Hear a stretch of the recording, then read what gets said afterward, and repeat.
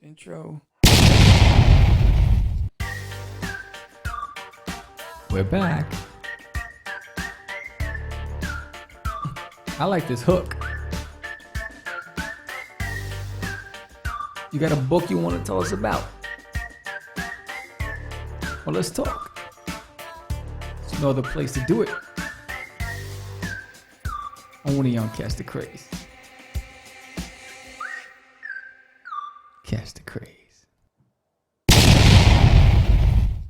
Welcome to Catch the Craze podcast. I am your host with the most, Sam the Crazy Man Vera, and I am with George, the Dreamer, Medina. Yeah, I was gonna say I didn't hear the trailer. I didn't hear my beat. What's going on, man? Okay, all right. You know now you're in there by yourself. You can act a fool. What up? What's up? So Corona has created a boda because now we can't be in the same room together because George is in another state and social distancing, Well, just to keep everything well, not in perspective, that's the wrong word. Just so everybody knows, this is the third show of the month. So, by now, I mean, we're recording this for the first time. This is the first show. He's going to explain it because I don't know. Yeah, we're recording this show for the first time. It's a virtual podcast because I'm in New York. He's in whatever. And I know you like to give your location away. So Yeah. You're acting up. I got too many people after me. You got people looking. Yeah. So here we are, April 17th. And today's guest is the great Adela Brito. Adela Brito. Yes. So she'll be on the show today. Nice. We also have, get your meds. Censoring yourself is the topic. Yeah, so the topic today is censoring yourself. So it'll be good. I feel like I'm screaming. Am I yelling? No, you just sound excited. I sound like you ever heard those people who call long distance to their families and they're on the phone screaming really loud? Yeah. Like, what the hell? That's usually because the cartel's after them and they're like, I need bail money. It's like, are you not there? Emergency. Oh God. Well, listen, in the midst of this whole coronavirus thing, just want to hope everybody's okay, everybody's safe. Yes. Keep your distance from people. We're having a good time. We're trying to keep it light because with all the stuff that's going out there, we're going to try to entertain you guys and bring some positive things to the forefront rather than this whole thing that's going on. But yeah, we definitely keep everybody in mind as far as everybody's going through it. Please protect yourself. Wash your hands. Social distancing. Let's kill this thing. What are you doing? You setting up your lighting? Yeah. Because you don't like the way you're set up? Nah. How's my lighting, Sam? How do I? Yeah. Your lighting looks FRESH. No, you know what it is? I have natural light on my side, but I got yellow light above me, and it's creating this hue I don't like. But I'll fix it another time. I'm sitting on my desk, and I have a light for reading, but look at that thing. Yeah, no. I saw that zit. It just accentuated that zit. Right? Oh, man. You know what I'm doing right now? I'm actually on your website. Are you? Yeah, because we were just talking before the show about your room, the room that you have in the website. Oh, yeah? And yeah, man, you have tons of stuff in here, which is cool. I mean, for the fans, you have a lot of stuff in here, bro. Yeah, I was talking to you earlier about working on the fan page section. And then for some reason, it won't let me upload any more pictures, but it won't tell me if I'm maxed out with storage because it doesn't allow me to see. Normally other web servers that host providers would allow me to see everything that I needed to see. Yeah. Wix doesn't let you see it. So I'm like, how do I know if I've maxed out? You're not telling me. You don't. Yeah. I can't see that section. So I got to figure that out. I got to give him a call tomorrow. Right. I got you. Tell him stop playing with me. Stop playing with me. That's a good thing. Right now that you're home, you can actually make some do what you got to do. Oh, what is this?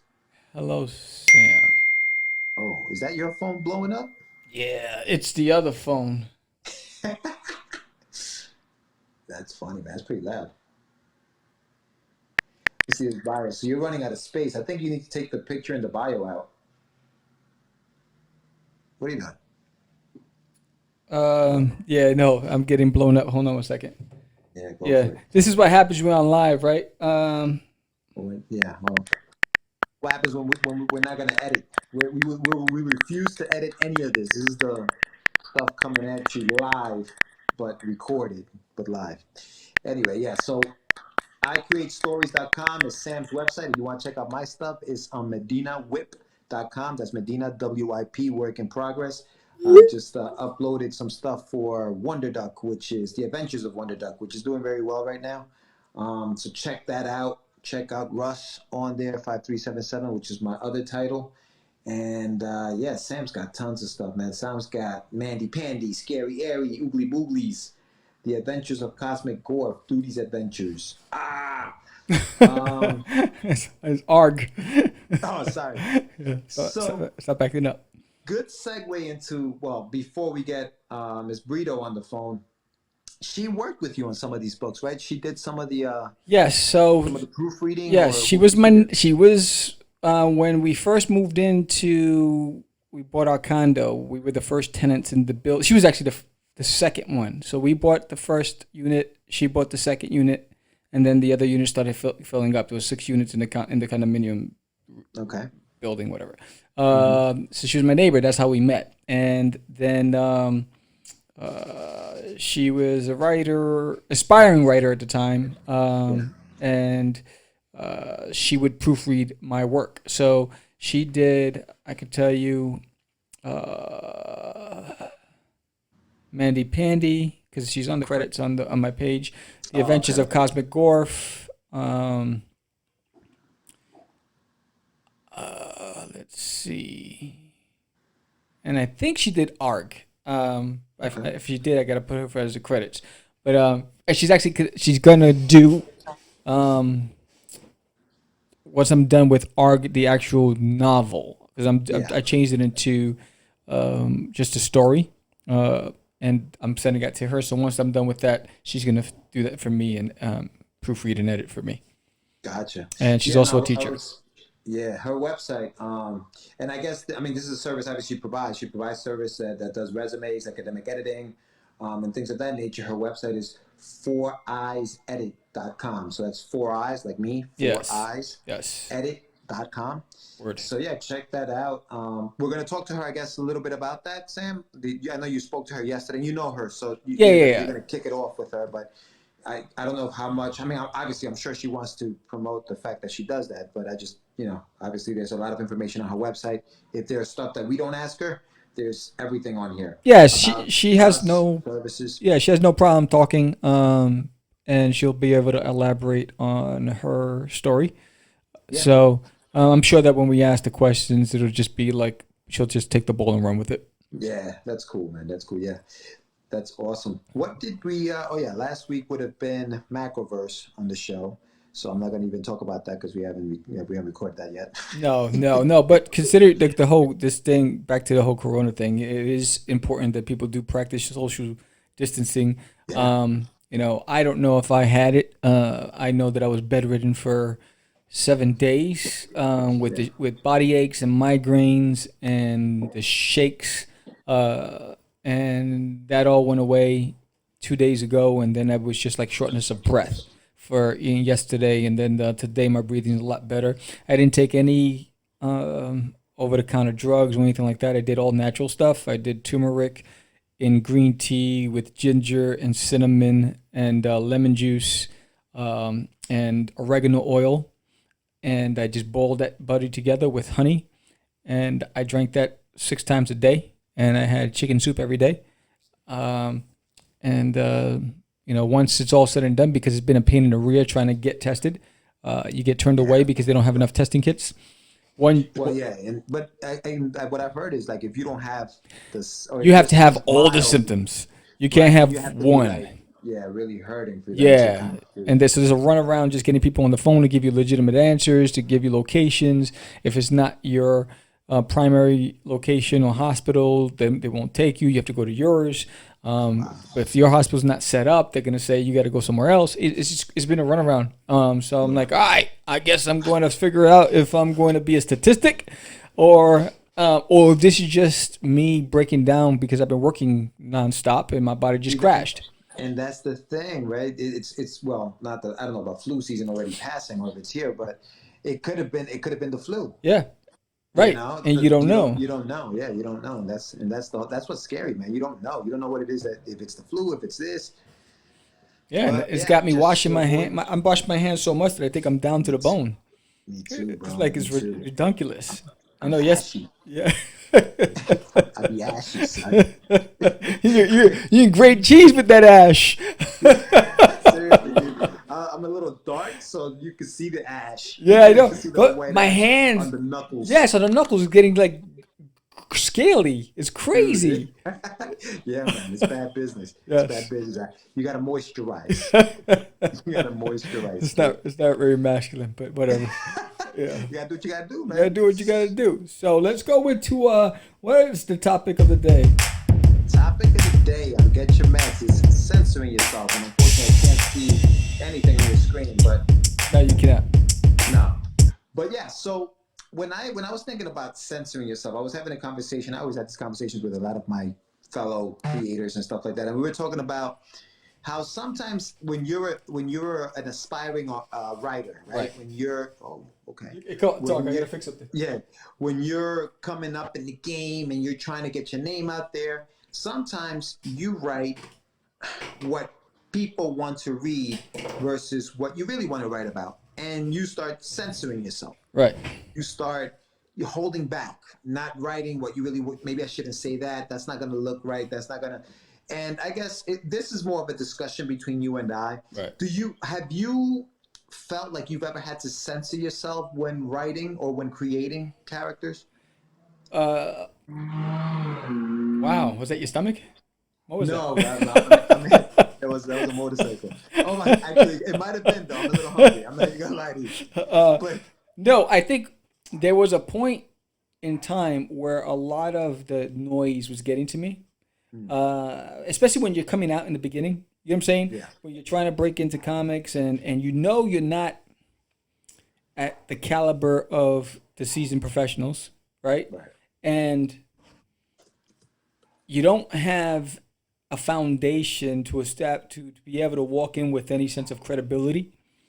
Yeah. You know, so no one knows who the hell you are, because you don't have a history of published work. Yeah.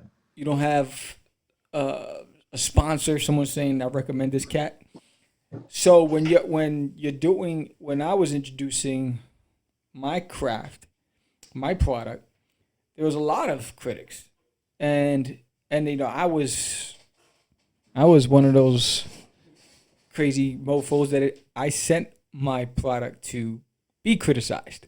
Right. Yeah. And you hear about whether your art style or whatever it is, and then it made you take a hard look at yourself and say, well, maybe I should work harder to look more like Jim Lee style, or this guy's style, or that guy's style, or maybe I should work harder to write more like Alan Moore, or this guy or that guy. And you get to that dark place, but then you wake up and he's like, you know what, do or die, I'm gonna do it on my own merits. And I learn as I go. It's not like I was ignorant and not a student of the game, but I believed in what I believed in, and that was my voice. My style of art was an extension of me. My writing was my voice, and the life that I gave to the characters that I believed in and I created. So I was like, you know what, hell or high water, I'm gonna do it the way I want to do it. But there was a point where you start second guessing yourself, especially when you don't break the barriers. Right. It's crazy because we live in a country where we have freedoms and we have freedom of speech, and we can talk about and we can discuss whatever we want, and we can write about anything, and nobody's going to tell us anything. And we do it to ourselves, right? Like we censor ourselves because of fear, because of, okay, that's not going to be accepted, that's not going to be right, that's not right. And I think that we kind of have to step out of that and don't think that way, and say, all right, let me write the story that I want to write. Now,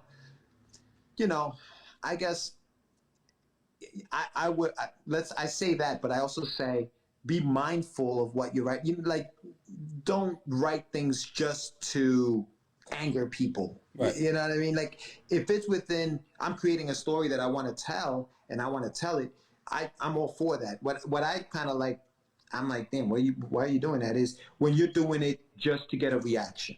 Yes. You know, I know that'll sell, so I'm going to talk about that. I'm going to say that because I know that that's what's going to be.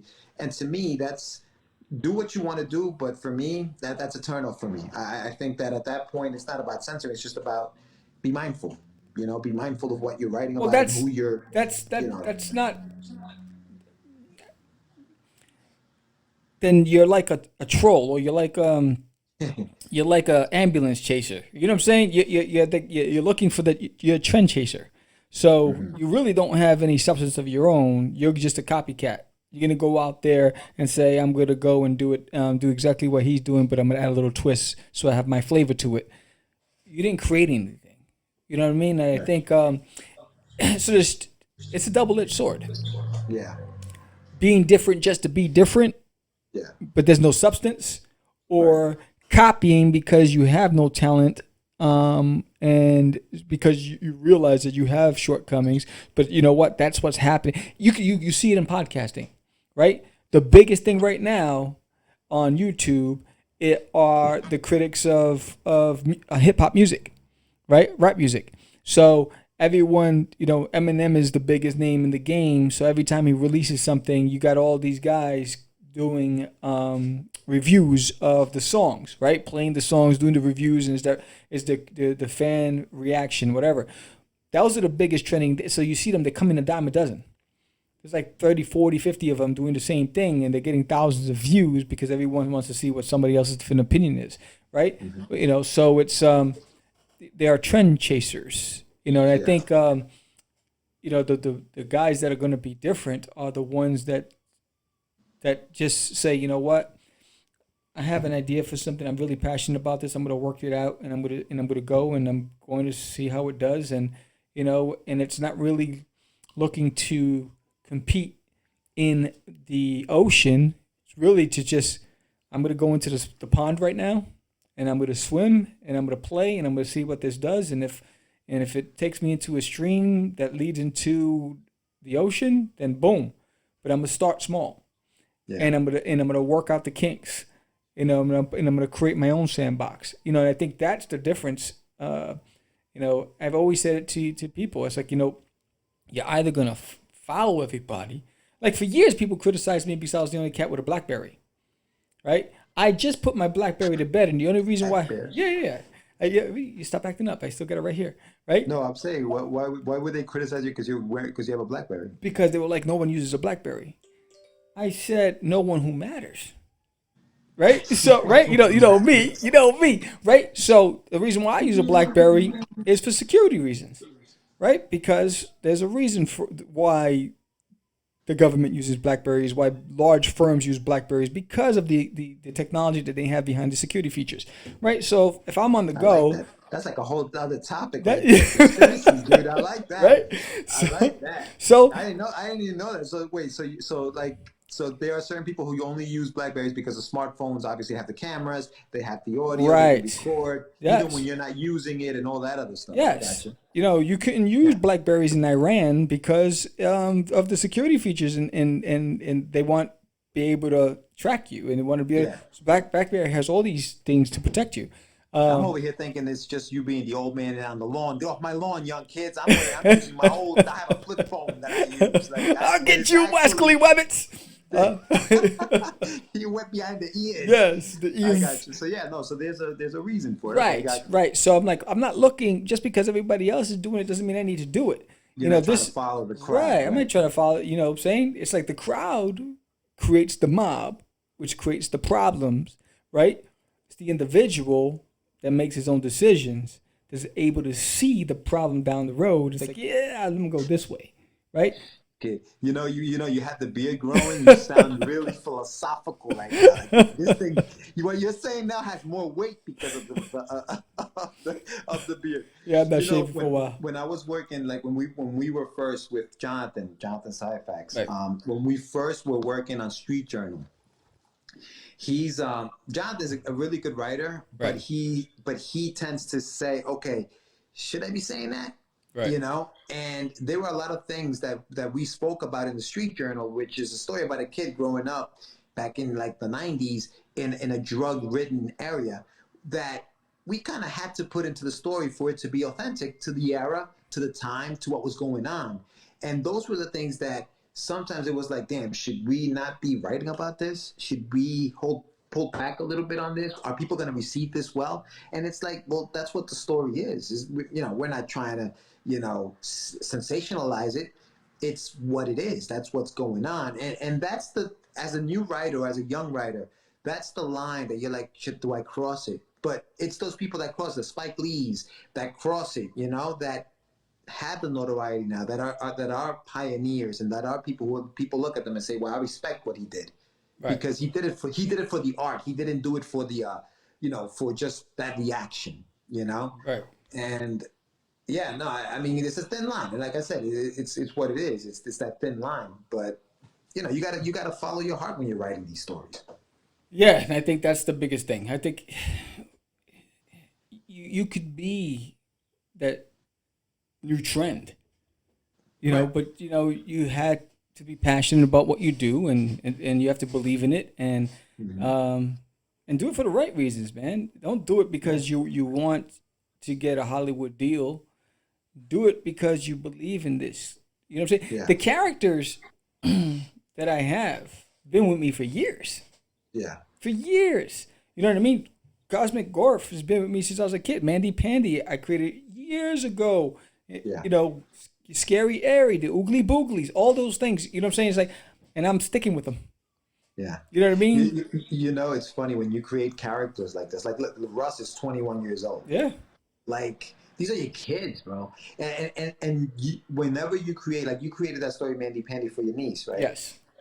So you know how old your story is by how old that child is now, yes, right? So like you were this age when I created this story. It's like Aniba's Little Steve's Closet. Little Steve's a grown man, bro. I know. The little Steve that he wrote that story for is a grown man now. Crazy. And it's like, that's how long you have these stories, but you follow them, and you just keep working on them. You don't care about like you're talking about the censorship. Oh, what are people going to think? Right. It's it's what I want to write about, and that's what I'm going to put out there. Yeah. You know, and that's what you have to do when it comes to censoring yourself. You shouldn't. No. Not because of fear or doubt. Don't do it. No, don't do it. I mean, they think you gotta just be true to yourself. Believe in your product, and let the chips fall where they may. Absolutely, dude. That's what it's about. I think that, you know, for any new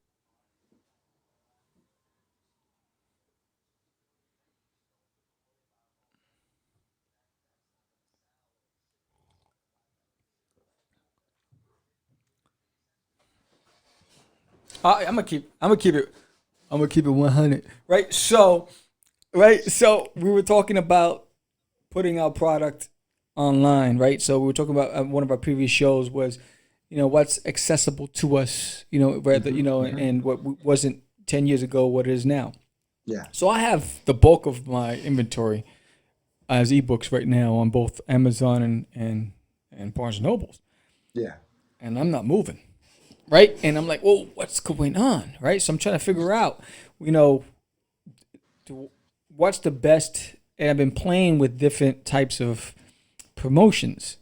And I'm like, where am I going to get, which promotion is going to help me start getting that word out that it's there, you know? And so it's a blow to the ego. It's a blow to your mentality, you know, your psyche. And it's like, you know, I remember being bedridden for the past week saying, damn, Sam, did I make the right decision?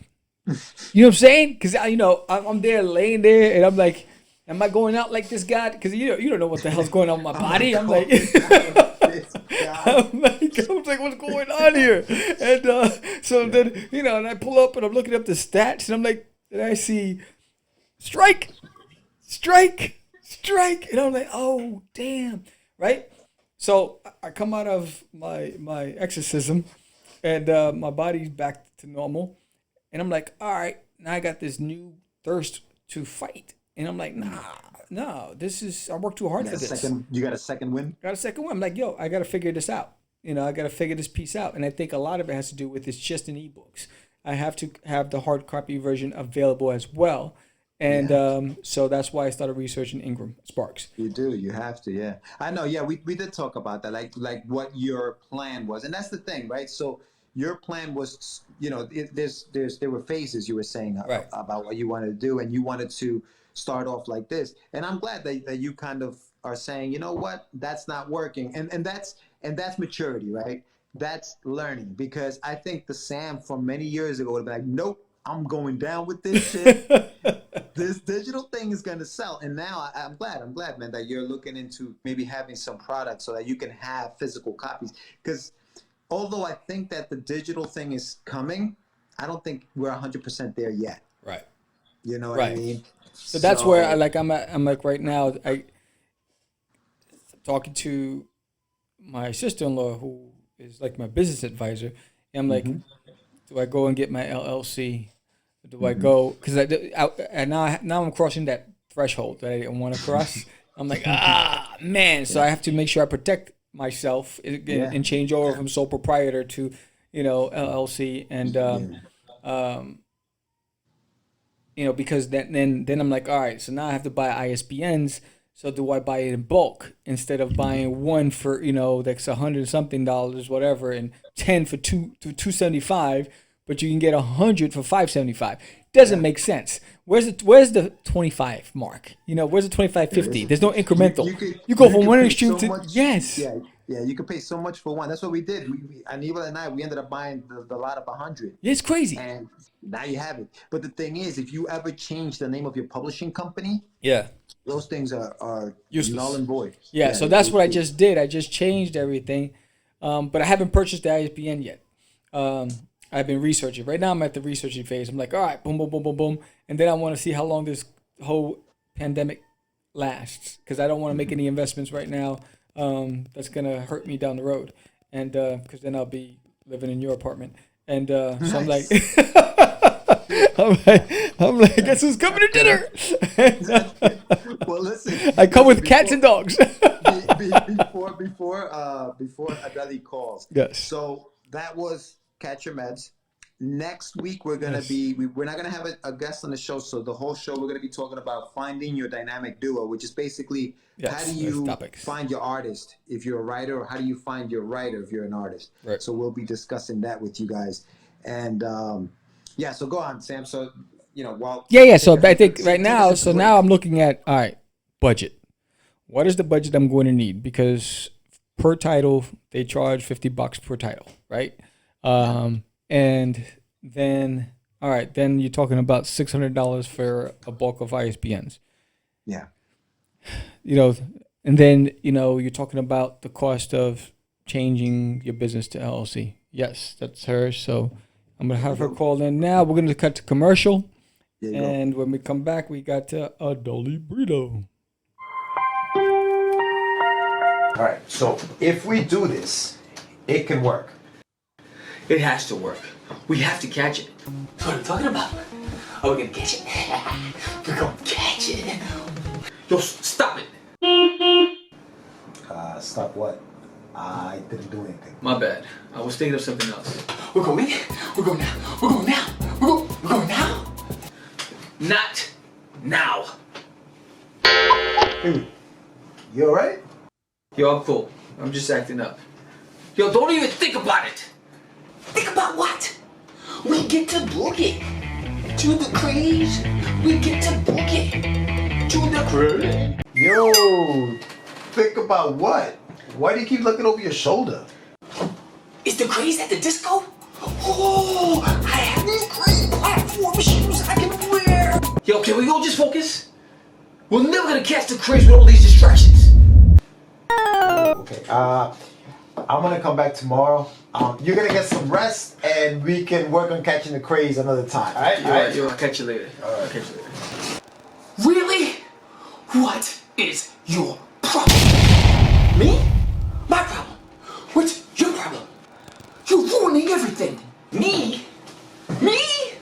I'm trying to help you catch the Craze. Oh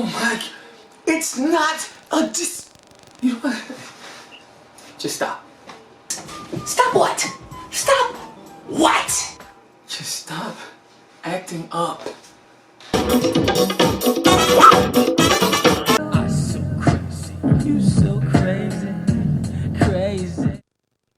All right, we're back on Catch the Craze podcast, and we have a very special guest on the line. She is a writer, she's a teacher and editor. Her name is Adela Brito. Welcome. Thank you, Sam. It's good to be in the show. Yes, and I have my very exciting. And I think we used to be neighbors, but now we're far away. Yes, and I think you know George Medina. He was my partner on Crazy Comics and Catch the Craze. Back then, I think you might have met him a couple times. He's our co-host. He's on the phone as well. I remember. Hi, George. How are you? Good, good.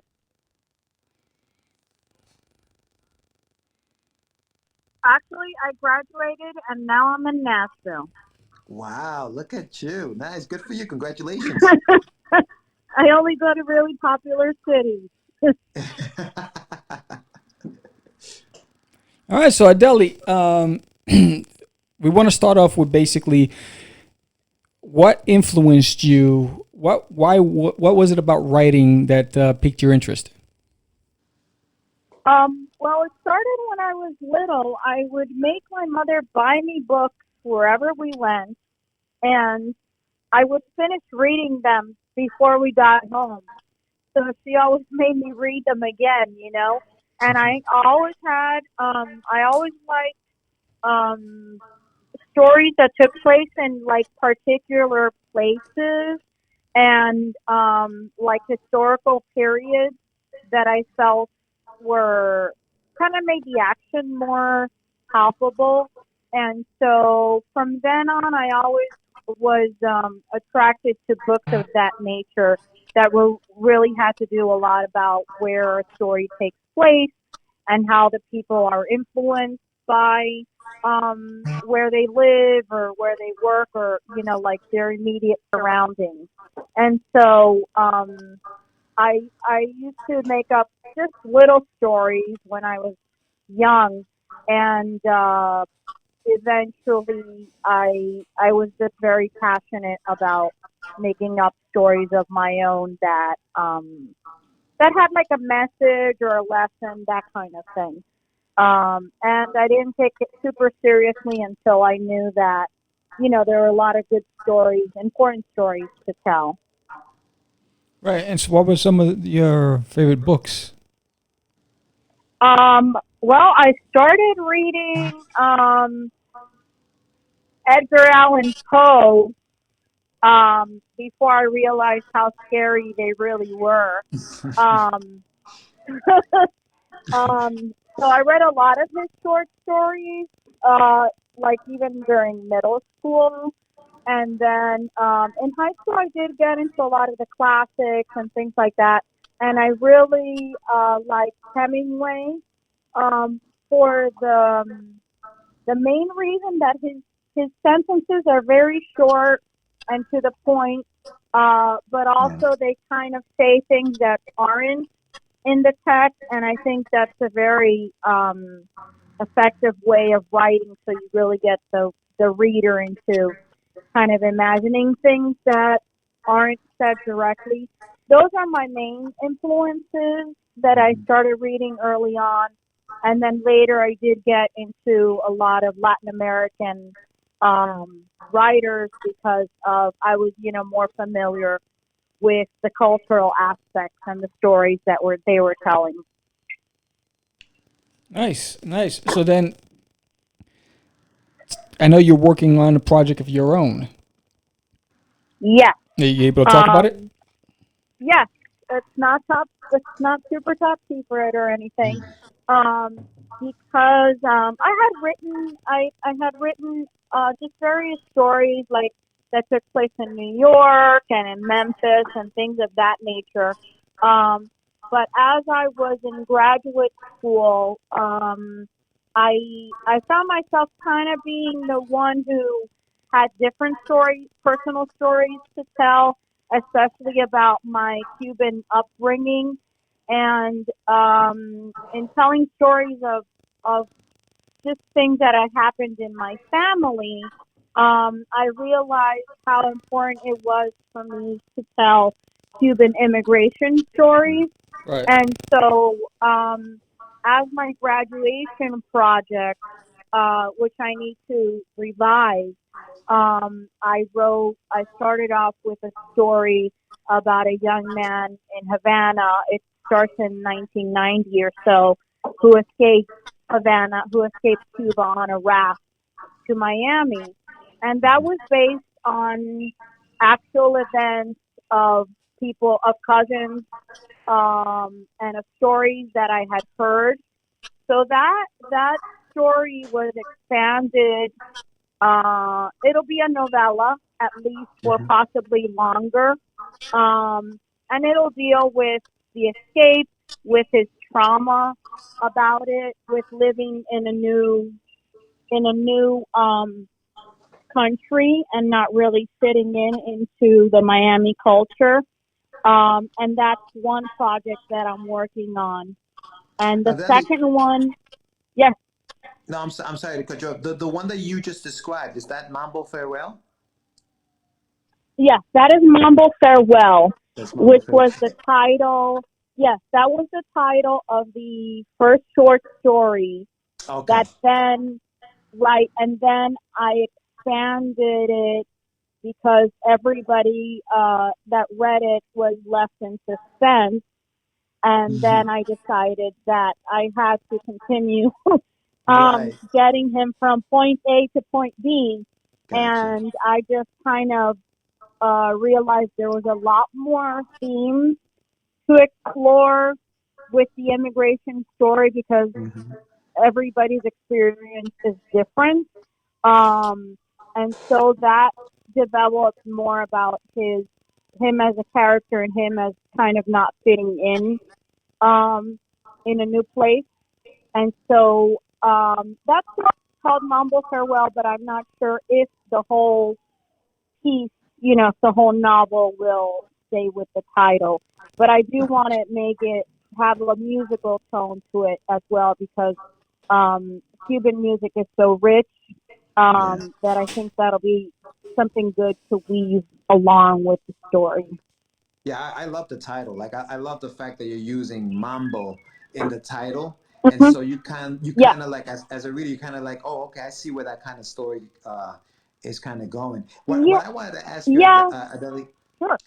was as a Latina like writer, do you feel like you kind of like have to write about our culture, or do you feel like you want to write about our culture? Like, how do you feel about that? Um, yes, actually, and I know that there has been a lot of controversy of who's who's responsible for writing these Right. stories, or who's the right person to write it, or who shouldn't write these stories because they didn't live it. And I did have at first when I wrote the rap story, I didn't really think much about it because um, these were cousins who had gone through this, and I had heard pieces of it, and I was like, they don't want to talk about what happened. You know what I mean? But then later, I did find that it was important to tell um, that although I had questions like if I was the right person to tell my family's stories, right? Even though they're totally fictionalized, because I really do not know all the details. Um, but I feel that because of being a child of an immigrant and not living in a place that I consider to be more my homeland culturally, because with culture, you have a culture at home and you have a culture at school, regardless of where you live, you know. And so I felt it was important to explore where my family came from, and see what I can do with the characters as respectfully as I can, because you can't really know what goes on in somebody's experience, especially traumatic experiences. So one way I try to do that is to implement Spanish in my writing because that would be feel more natural to the characters, rather than write an American story about a person who's not American. You know what I mean?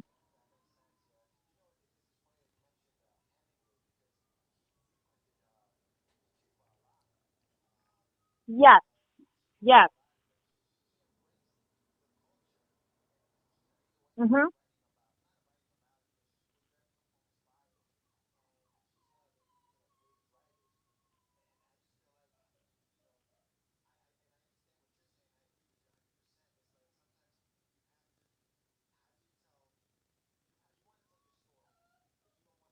Right.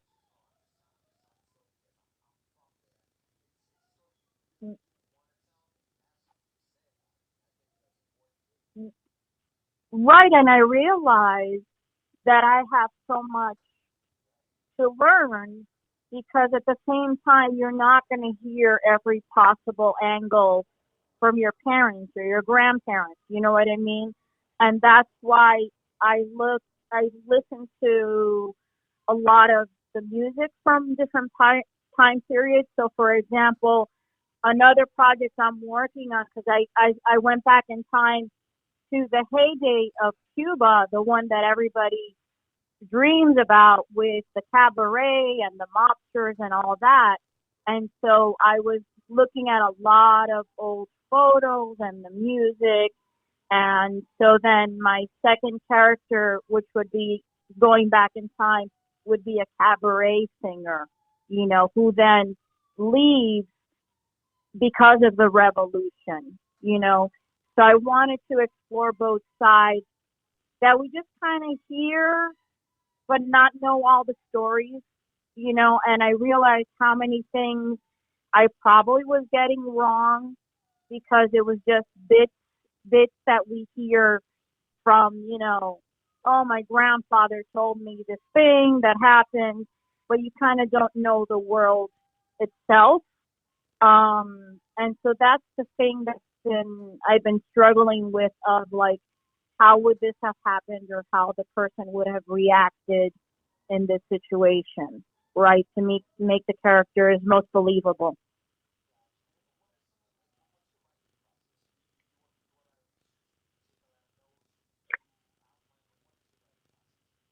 Well, because I'm a teacher and I tell all my students to draw an outline, to make a list, to do something visual, I try to do that myself as a roadmap, but at the same time, sometimes the story goes in some other place and you have to let the story or the characters uh, take it away because it might end up in a better place than you wanted. Because I do create outlines.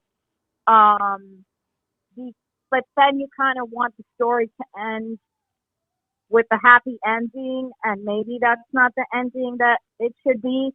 So I kind of do not do the last part of the outline because I know it's gonna go somewhere else. But I do listen to a lot of music, and I cannot buy any more books, so I check them out from the library. I just don't have enough room. Um, but I have found I've looked at a lot of travel books Mm-hmm. of the place I'm trying to recreate, and old pictures online, so that my first step is, even before I do an outline, I um I try to create one place and then put the character in there. And that is usually through a song or like looking at pictures. So for example, Mambo Farewell, I just imagine like a luncheonette, with like the window that you can get the coffee on the outside, but then there's people eating inside. And so Yeah. I just like had this old guy dancing with this young girl, and then I put my character outside looking into the scene with the old car and, that kind of thing. Right. So I like to find the little place and then put the character inside. And then I do try to do a trajectory of where I want it to go. You know what I mean? And, no, totally. Yeah, you have to have a That's map of some kind, a yeah. guide, but at the same time, you have to be open to the story taking you someplace else because maybe you didn't have it right the first time. You know what I Right. mean?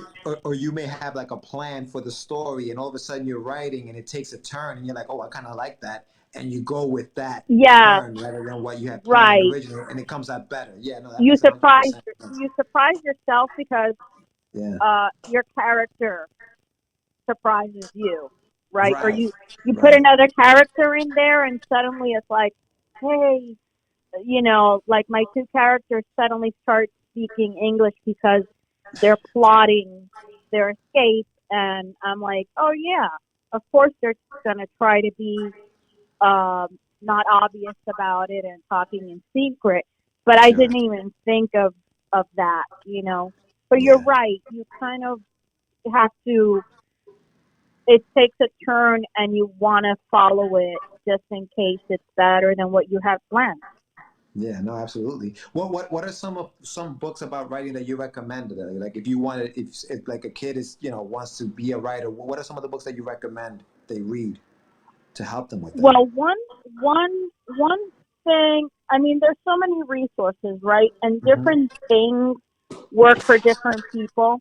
But one thing that really helped me with my writing was to read a lot of mystery books Hmm. because the format of a mystery book could be a guide to any kind of story because the pieces have to fall into place in a certain way. And in the end, the reader should be surprised, but could trace back all the clues. So I think there's a lot of good, for young people, I think there are a lot of good adventure stories Right. and more basic mystery stories. Um, but for like reader's guide, there's a few books that I would recommend um, to a young person, even if they are writing fiction. Yeah. It's something called Your Voice is Your Story, something about using your personal experiences to create make believe stories. Huh. Um, Okay. I don't have. I'm looking at my shelf now, but I should have didn't think of preparing a list. But I No, no, think it's fine. one thing is to read about things that you like, Yeah. because you'll learn a little bit more, especially if something that you're interested in. There's probably something you didn't know. But I would Right. suggest to just read a variety of writers and also to talk to people who like to read because Hmm. they always have like a different insight that might turn you in a direction that might interest you. Hmm. And to spend a lot of time at bookstores and libraries because they always have, they can kind of figure out what you might be interested just by asking you what you've read before and what you like. And I think those are sources that we forget about, especially the library. Um, but even if it's just magazines that of your topic of interest, there's a lot of things that people do in creative ways, and now you can write about your experience in a fictional way or like the other way around, place it in a specific time. But so my recommendation for to be a good writer, you have to be a good reader because by following people's not copying their style, but admiring their style and say, oh, I wonder if I could do that with this story that I like or, that I want to write. So I would just say read a lot and ask for help from librarians and teachers and things like that, because they're there to guide us in things that might open us up creatively, I would say.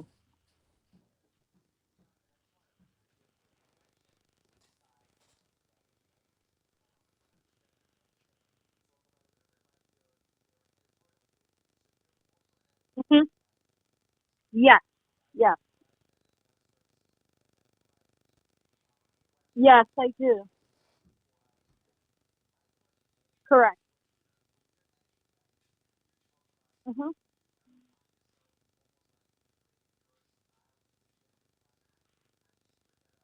I do.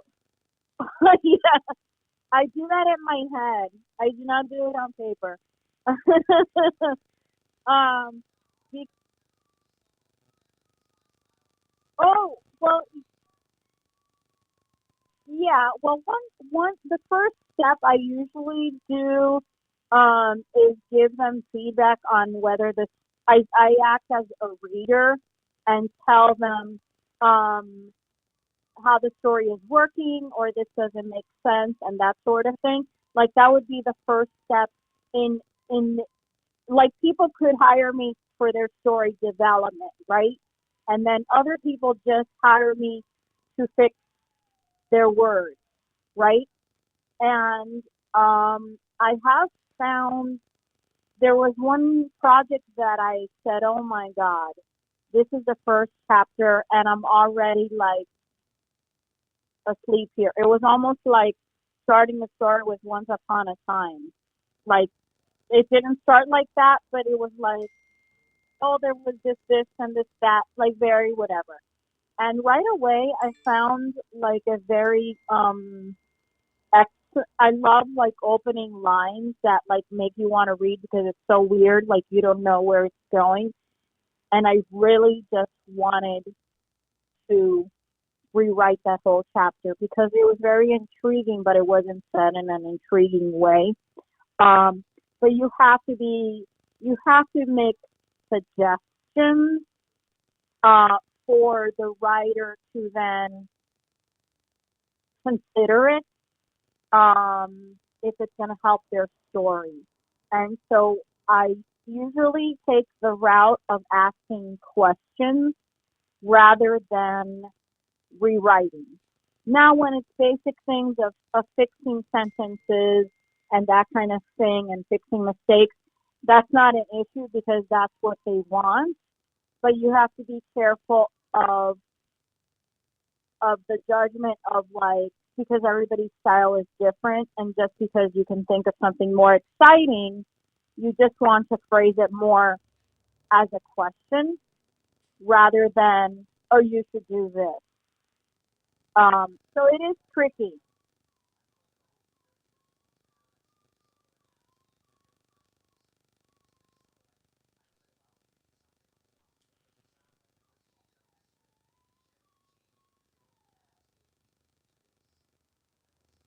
Right.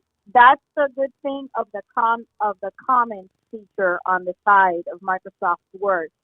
Uh, this is very interesting, but maybe you need. I always tell them your first.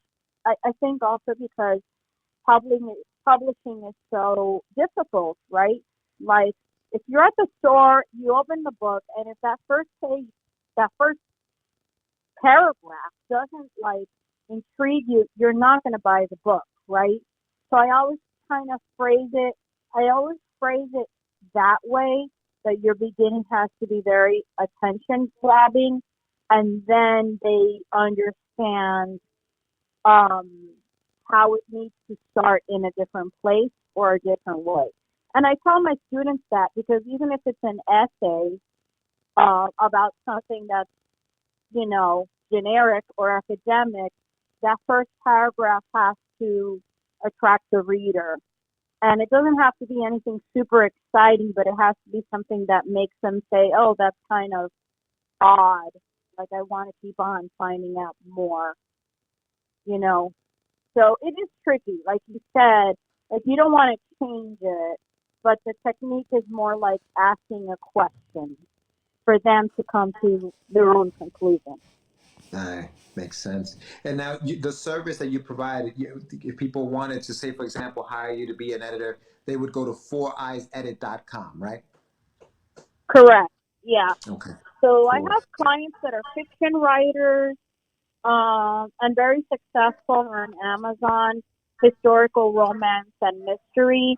And then I work with a lot of students during college application time and that sort of thing. But I've worked with one author, I've worked on every book of her series, except maybe one in the middle. And they're very successful because they're historical, like late 1800s in Montana. And so I'm always learning something new about, things we take for granted, like electricity and sheriffs and outhouses and horses. So I learn a lot, and I also make sure that everything that she mentions is consistent moving forward. Like if and that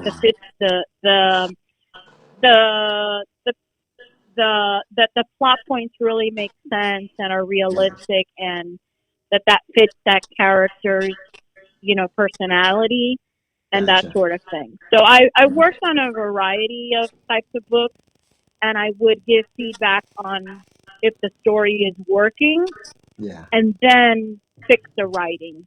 So there, as you know, there's many steps to the writing process, and it depends where that person is in the process and how I can help them get to the next step. I gotcha. And now I know we're running a little bit out of time, Adeli, but you did mention that there was a second project you were working on, right? You want to tell us about that briefly? Yes. So that one does not have a title yet, but she is a cabaret singer in Havana in the 1940s. So it's a lot of boleros and romantic music, but it also was a time of mobsters in Cuba. So I do, and Frank Sinatra going to sing in Cuba as well. So I try to implement a lot of the historical time period, and also did research on the songs of that time period, and kind of tied it to the theme of what was going on in that chapter with like Bésame Mucho or like classic songs like that, and what were going on because she's a young woman. So, and that one leads up to her leaving after the revolution, and then 1960s and 70s in New York City, which is a whole other world, a whole other world for somebody who comes from another country. So that's the second project that I have that I'm working on. Gotcha. Any dates as to when we will be able to read some of your work, or if we can already read some of your work somewhere? Okay, so Mambo Farewell is an Amazon Kindle short story, so that is available now. And the second part, you want to find out if he makes it or not, is called Adrift, and that will be available very soon. I'm working with the formatter to get that done. And then it'll be a novel. So that one you need to wait for, because I'm going to put all the pieces together into a larger all right. And I have another story that I'm going to put as a Kindle single, but it's totally unrelated. We lost you. Hello?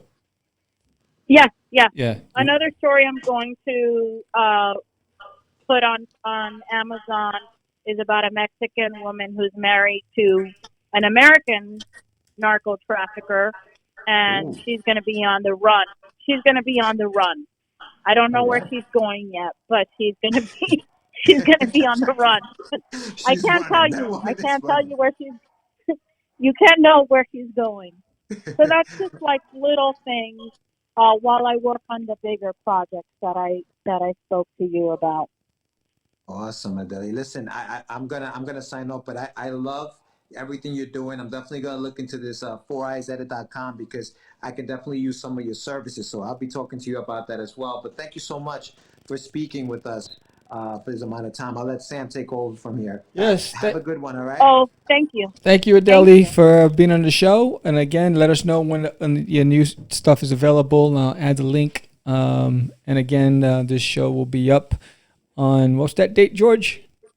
This will air on the 17th. The 17th, yes. So George is good with those dates. So and I'll send you a link, so it'll be available on all platforms: iHeartRadio, Spotify, YouTube, Facebook. You know, you'll be able to see it everywhere. Excellent. And I'll send you all my links so that people can read the stories, and we can keep on sharing all the wonderful stories we have to tell. You got it. Thank you again, Adeli. Okay, thank you, Sam. Thank you, George. Bye-bye. Take care.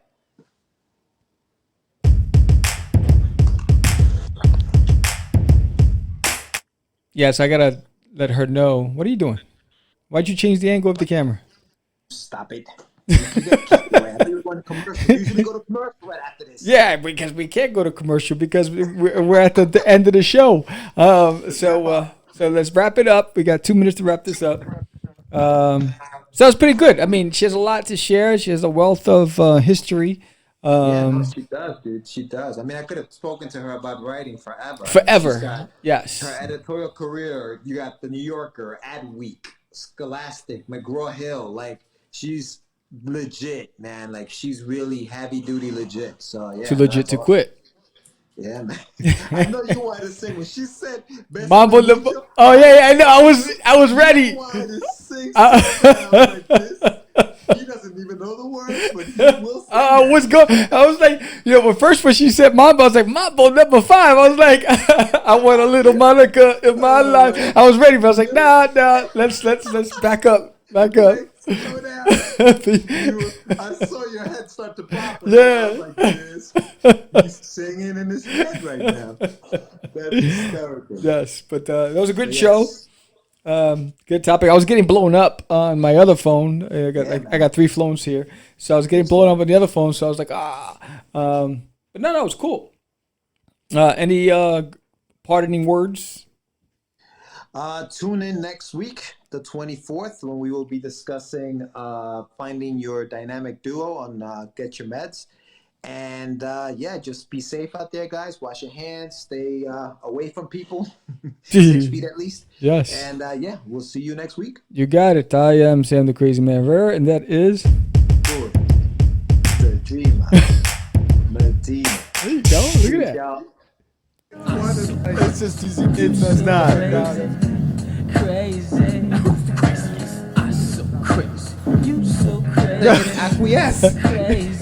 No, it's about my friend Acquiesce. Man, say my name, right? This is what you were thinking? Yes. Oh, he described me. He said, "I'm the." You're listening to Catch the Craze. You're listening to Catch the Craze. You're listening to Catch the Craze. To Catch the Craze. You are listening to Catch the Craze on Catch the Craze. You're listening to Catch the Craze.